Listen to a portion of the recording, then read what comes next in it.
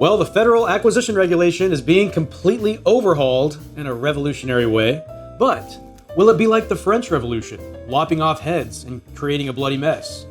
Or the American Revolution, where we kept the solid foundations and threw away the unnecessary things, like tea?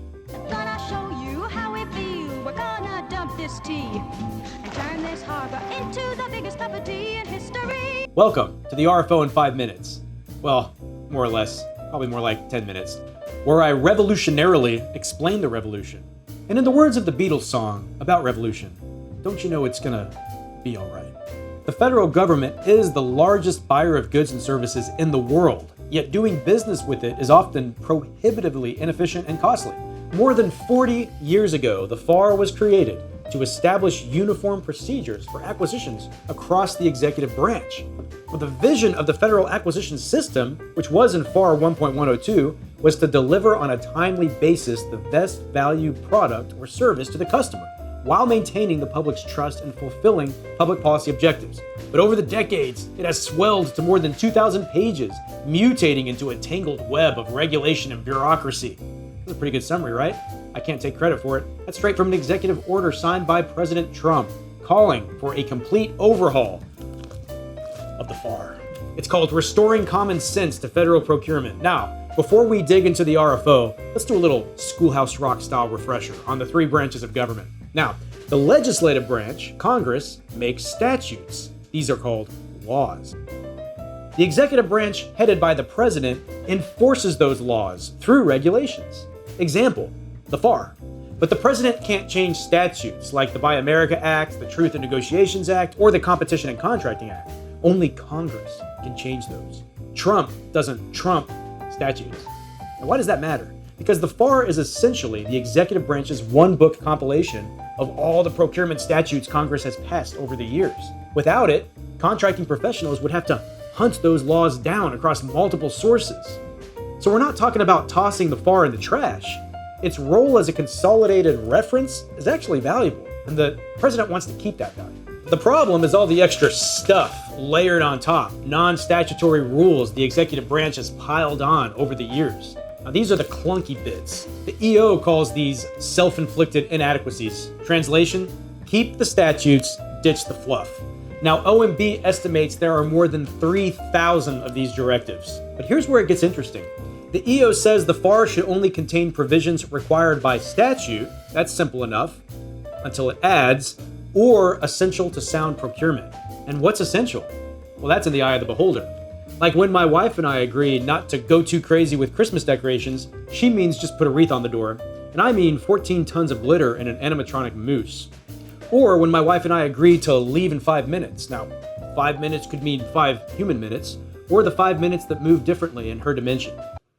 Yeah, I was just making a joke. We're doing a video. Sarah? Now, what does this mean? Well, it could mean gutting the FAR down to the bare statutes, or keeping most of it intact. The EO clarifies further, saying provisions can also stay if they support simplicity and usability, strengthens the procurement system, or protects economic or national security. Still vague. The EO and OMB memo make clear that agencies must actively support this overhaul. One of the most helpful documents in explaining the plan for the RFO is the appendix in the May 2nd OMB memo overhauling the Federal Acquisition Regulation. It neatly outlines some of the major tasks.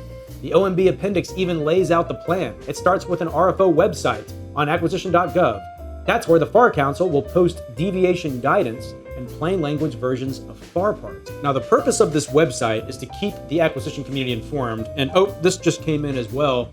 They also list askASI education as a major source of unofficial guidance.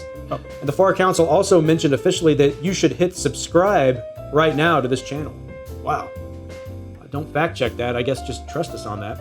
Now, the second item in the appendix is what they are calling the FAR deregulation. So let's chat about this. There are two phases. One is FAR deviation guidance. That's what's happening right now. Two is the actual formal rulemaking. Now, it's important to note that right now we are in the deviation guidance phase. So in other words, you might be seeing all this news about the new Part 8 and the new Part 10. There's actually no new rule yet. This is just deviation guidance. This language may eventually turn into a rule. And they provide this deviation guidance part by part in no particular order. As of now, we're maybe a little bit halfway through the 53 parts. The purpose of this phase is also to receive public comment before these actually turn into rules. They're test runs. Eventually, these will go through formal rulemaking, and the old FAR will sunset 4 years after the new rules are finalized. Then there are the buying guides. These are meant to help agencies operate without the bumpers the old FAR provided, like bowling without guardrails. It's more freedom, but also risk.